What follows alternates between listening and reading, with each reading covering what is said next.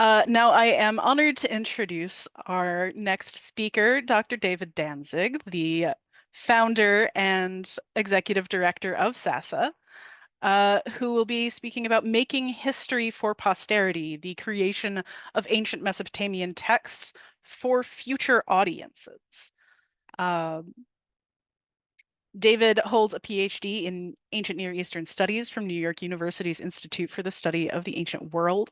His dissertation explores immigrant identity and life in 6th to 5th century BCE Babylonia, examining groups of Judeans, Arabians, Carians, and Egyptians who lived in the countryside. He's currently revising it for submission to Eisenbraun's publishers for publication as a monograph.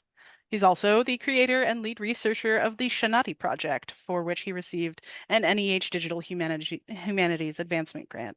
The Shanati Project works to reconstruct the ancient Babylonian calendar with day-level accuracy. David founded SASA in 2020 and has been our executive director ever since. His work in developing SASA and building partnerships with like-minded ancient studies organizations has helped SASA grow into the wonderful organization it is today.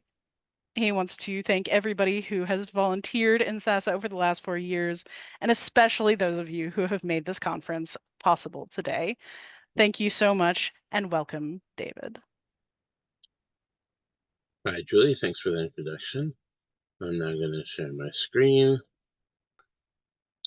Hi, everyone. Thank you for being here. Today, I will present the preliminary form of a method that I'm developing to explore such artifacts and texts in their future thinking aspects. I will discuss an ancient Babylonian case in light of my concepts. I'd love to have your feedback at the end of the presentation or send me an email.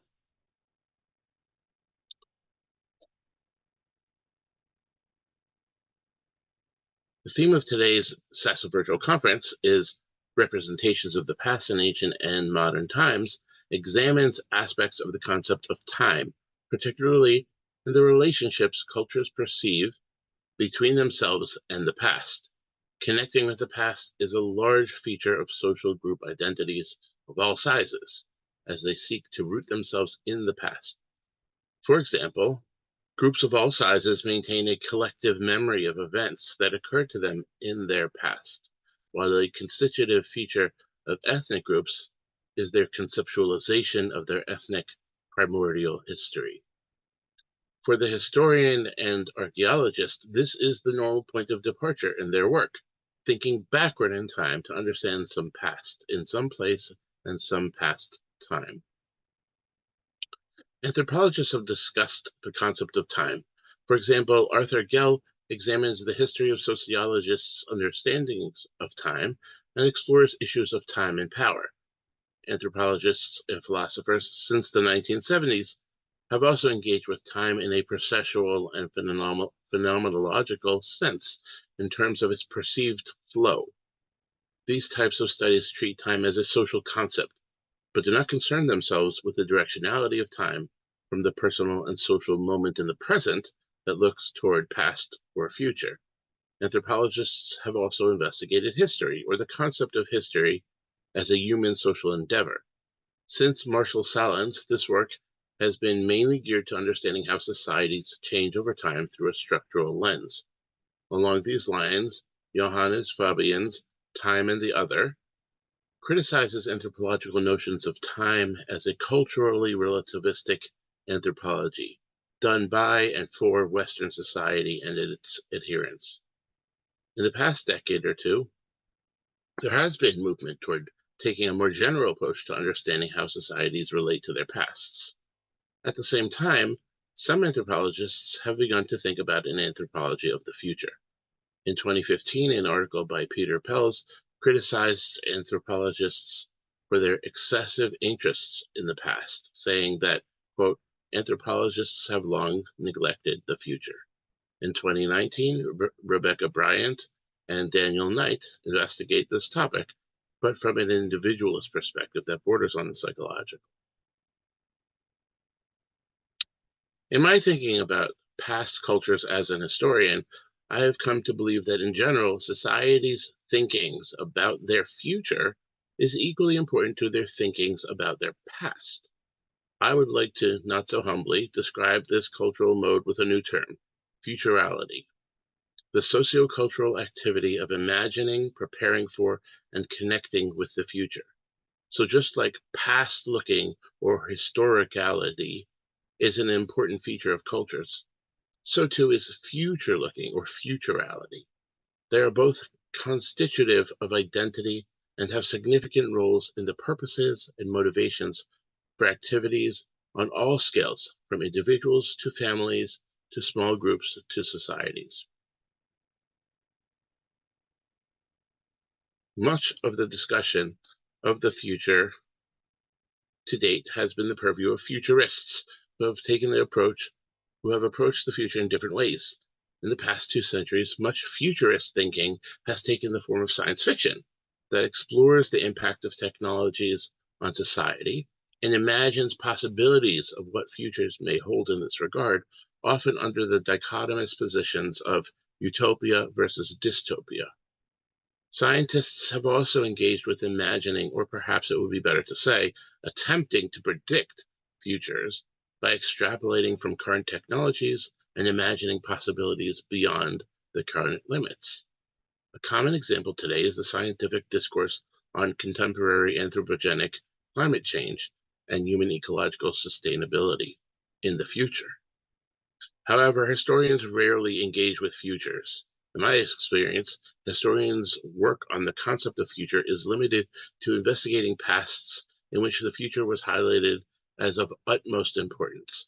An example of this is the study of the eschatology and apocalypticism in ancient Judaism during its Second Temple period. Within my notion of futurality is one subset of future-looking behavior that I think may be particularly important to the historian. I call it history making, the act of attempting to send information to future people via things and texts. An important feature of history making is the intentionality involved.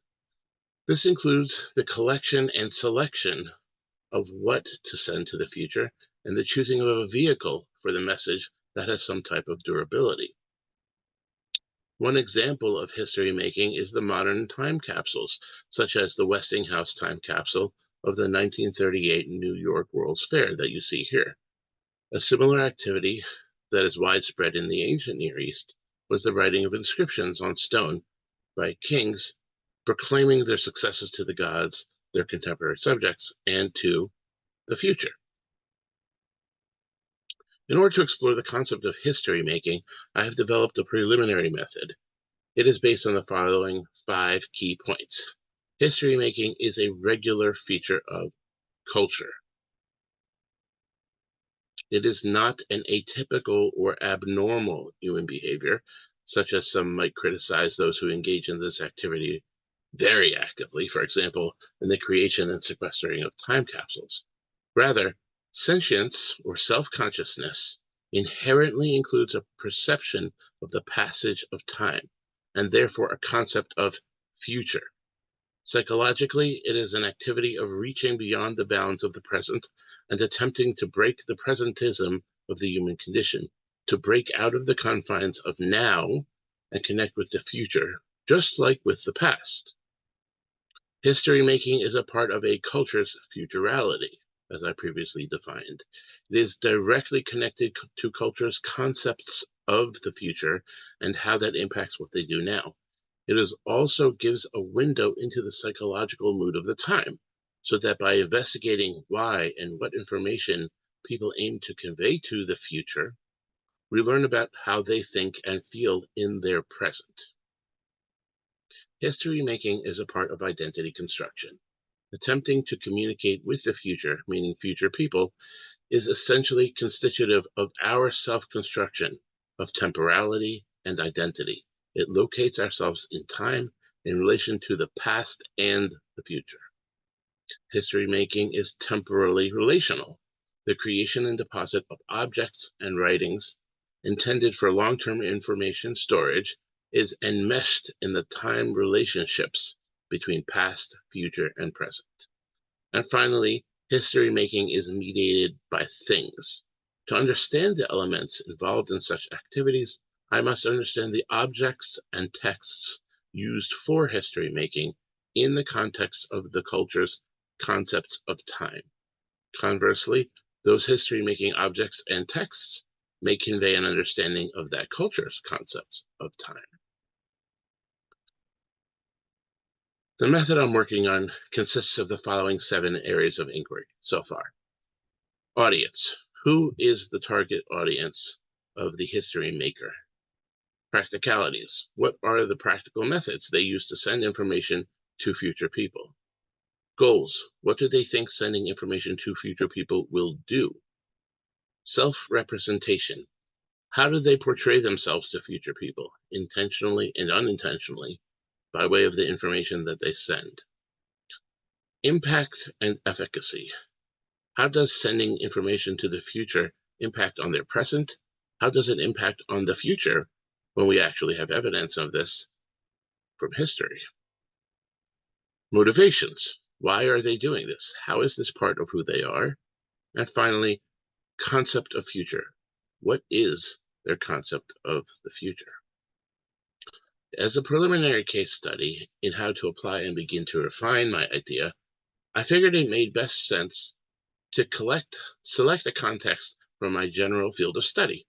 I decided upon the cultural entity in ancient Mesopotamia of the building inscription, particularly those placed in what are called foundation deposits.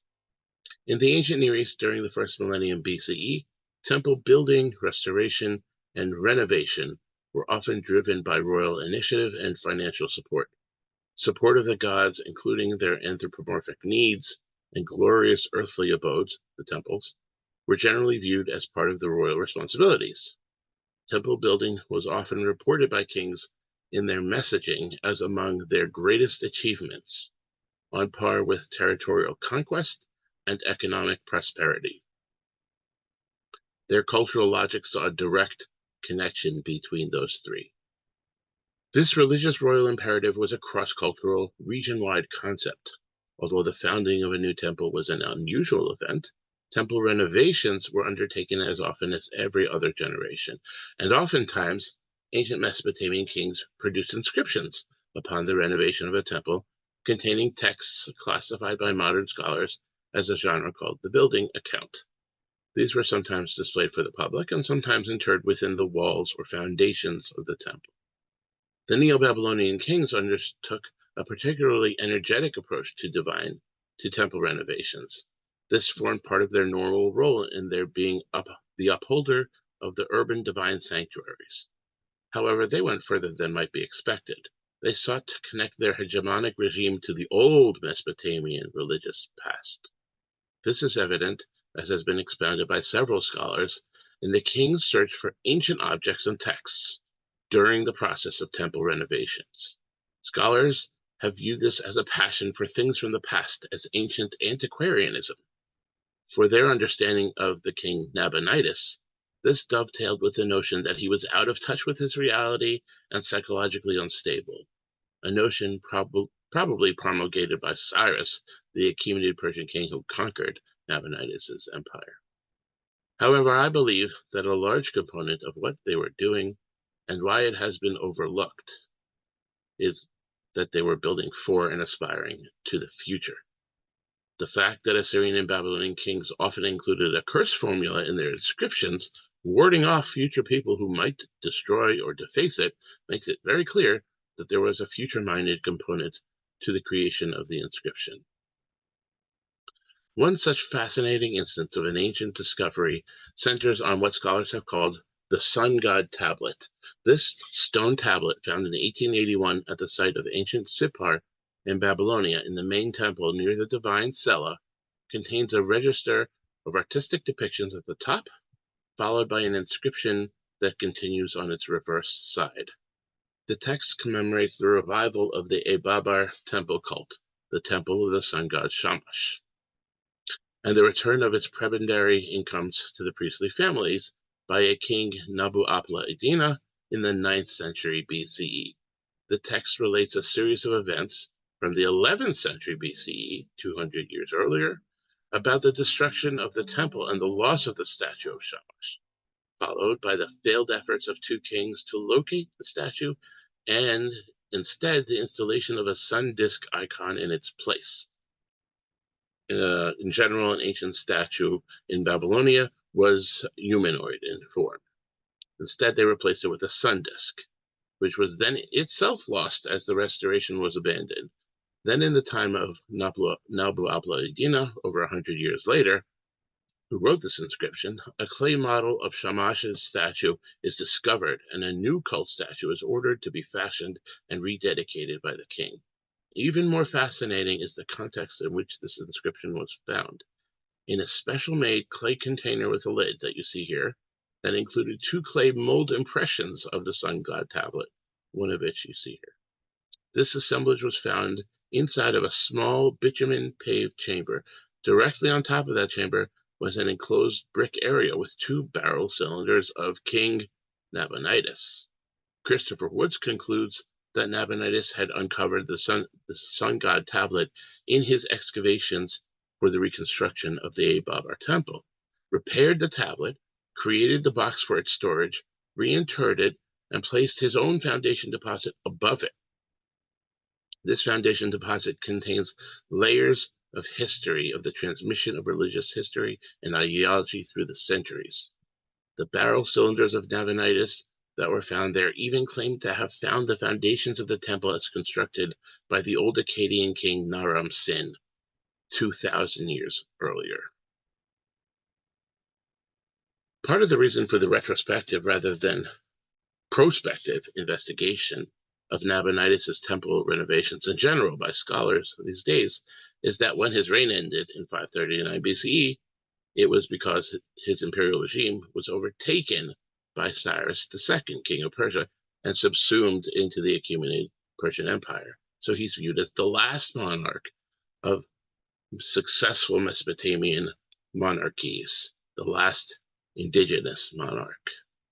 Nevertheless, when viewing the Nabonidus temple building activities in light of his forward-looking frame of mind, I think there's a different set of questions we can ask in order to develop a more full understanding of the history, culture, and ideology of his time.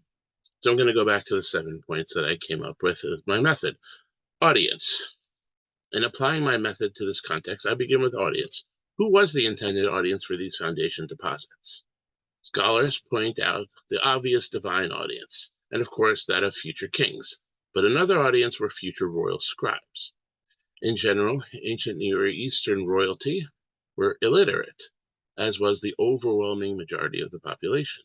Royal scribes were therefore integral in producing building accounts and in developing the ideological, historical, and future-looking representations within these texts. Due to these facts, future members of the royal chancellery were an implicit audience for these history-making texts. Even though the texts are comported in the first-person perspective of the king, royal scribes were instrumental in creating the text and its content, as well as in receiving it in the future. Next, practicalities. Regarding practicalities, this work was taken very seriously by Nabonidus and his scribes. Multiple copies of inscriptions were buried, baked clay was the medium for the writing, and reinforced loci were constructed to house the contents. All of this would help ensure the success of the transmission of the messages to future people. Goals. Nabonidus' main goal in excavating temples to their deepest foundations, locating previous foundation deposits, and then preserving and reinterring them with his own inscriptions, seems to have been to establish the Babylonian urban religious cult centers as firmly as possible.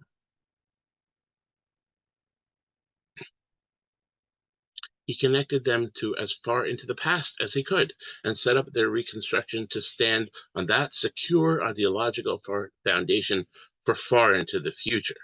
Since we know Nabonidus had discovered multiple instances of very ancient foundation deposits at different temples, he held a concept of the antiquity of his religious lore in the centuries and millennia. I would venture that this time depth backwards would have corresponded to the duration he envisioned in which his foundation deposit inscriptions would be discovered by a future king.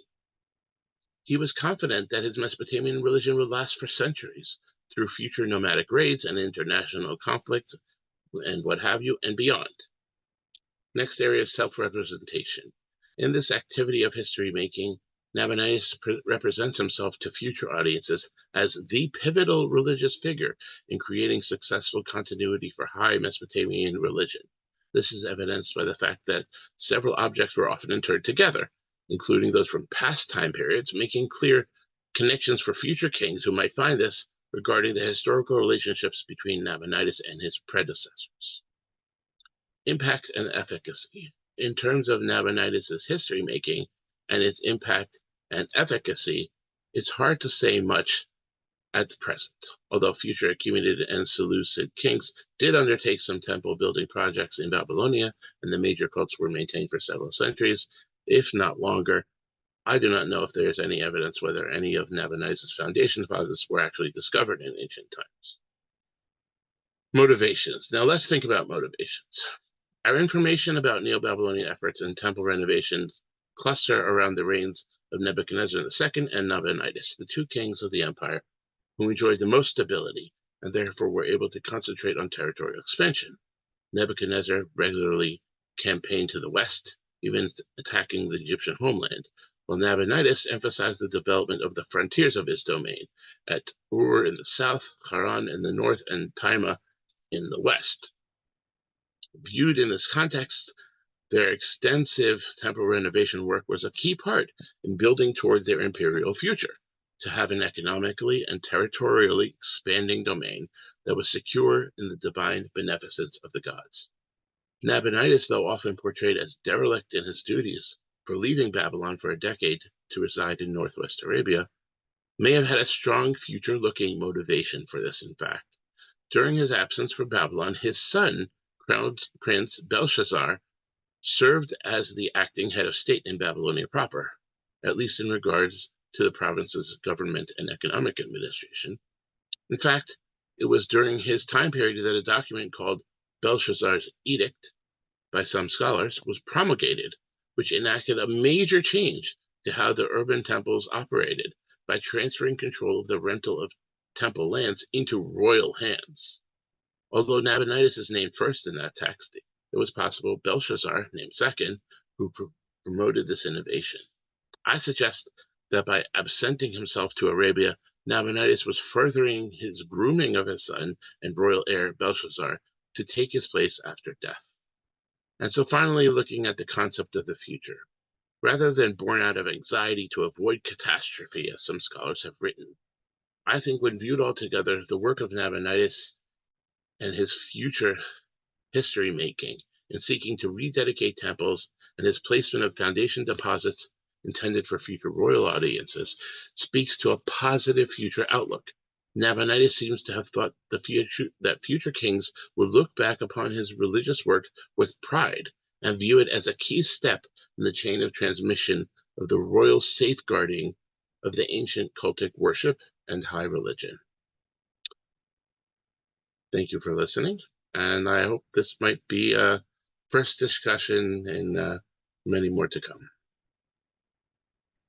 Thank you so much, David. That was such an interesting presentation. A whole new style of looking at the past and the future.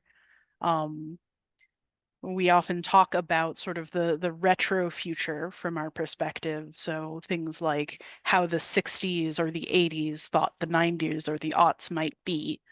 And we seem fascinated with that sort of recurrent, like, oh, this is the day that Back to the Future went to the future, or Right. yesterday was the first entry in Parable of the Sower, for those of you with a little bit darker tastes. Um, so we did get a question in chat about calendars. I wanted to sort of bring that around to your point. Like one of the ways that we talk about the future and the past is through this sort of rigid schedule of time, this codified calendar, which is, of course, one of your main interests. Mhm. So when we look at something like this the dedication seals and curse tablets and things like that that have a future looking aspect. How does that interact with the rise of calendars and that sort of more rigid look at how time will proceed? Well, I think there are a few things to talk about in relation to calendars and the future. First of all, calendars are clear culture-wide um, evidence or manifestation of futurality and thinking about the future and the past. The way we have calendars these days, you can go forwards and you can go backwards. It's all within the realm of one cultural time.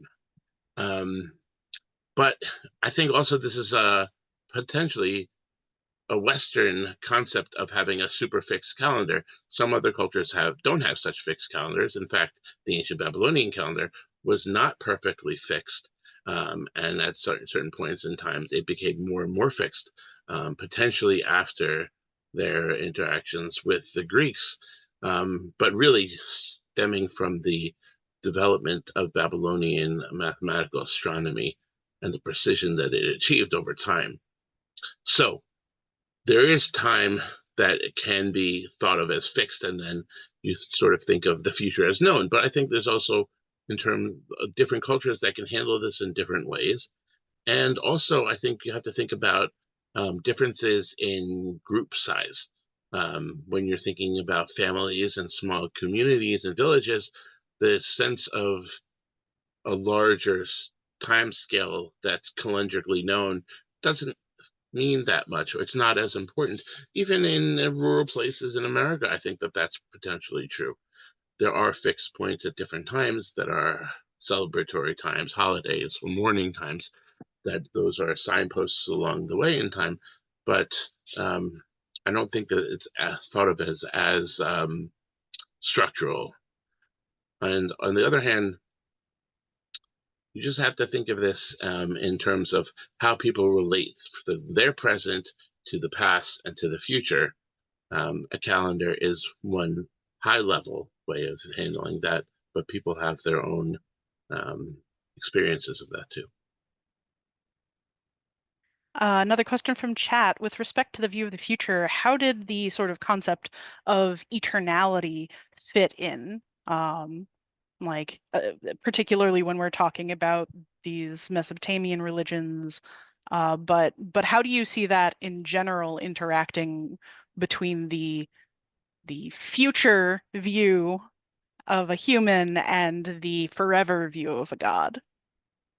Yeah, I think that's a great question. Um, I would say that um, thinking about the different cultures' concepts of time is a key point in what I'm trying to get at. I think talking about the future and thinking about the anthropology of the future or the history of the future, meaning looking at any specific culture and trying to understand how it thinks about what its future might be or what the world's future might be or what the divine future might be, is part of understanding what they think time is.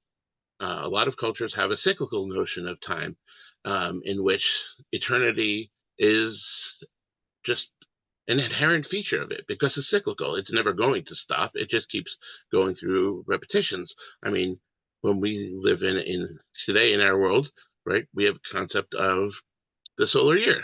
The Earth travels around the sun, and it's going to keep going on forever. Yes, scientists have said that maybe at some point in the future something bad will happen, but we're really talking in the billions of years range. So we also have a sort of cyclical concept of time. In terms of the Mesopotamians, I think that that does get to the point that there was a notion of divine eternity, but that the human relation to that divine eternity could ebb and flow. So when you have that in that sun god tablet where Nabu Apli says that he knows things about the kings living 150 years ago and about the disruptions in the temple cult in Sippar that happened in between them. So that's where he talks about it as the divine Shamash removing himself from the cult. So we're, in human time, the cult came to a stop, but now he's re reinvigorating that cult. But yeah, I think that that goes partly to the heart of what I'm trying to think about, and I'm trying to think about this in a broader sense. But I thought I know ancient Mesopotamia, so that's what I'll try to start with. Yeah, we did get a question a little bit off topic, but I did want to bring it up since we have some time. Um, when we talk about sort of the ancient calendars and the other concepts of time, you had mentioned that sort of apocalyptic uh, Judaism, and certainly we've experienced that in modern apocalyptic Christianity. How does that view of the end of days fit into this view of the future? I think that that's very important because that's the key of their concept of the future is that they actually people in such religions and cultures they have an understanding of sometimes a very detailed, specific understanding of what the future holds and what will be. Um, so that I think can lead to very interesting things in terms of what types of interactions they might want to have with that future in terms of history making. They might want to send specific information to a specific group of people at a specific time in the future and say, okay, hey, this is me back then. I want to tell you something, or I want you to do something in some certain way. So, yes, having a future that comes to an end or has an abrupt and radical change is one way of a culture's thinking about the future. Thank you so much, David. What a wonderful presentation. I'm really looking forward to seeing what projects come out of this. I think that's Thank a you. really useful way to start looking at our predecessors and how they thought about us.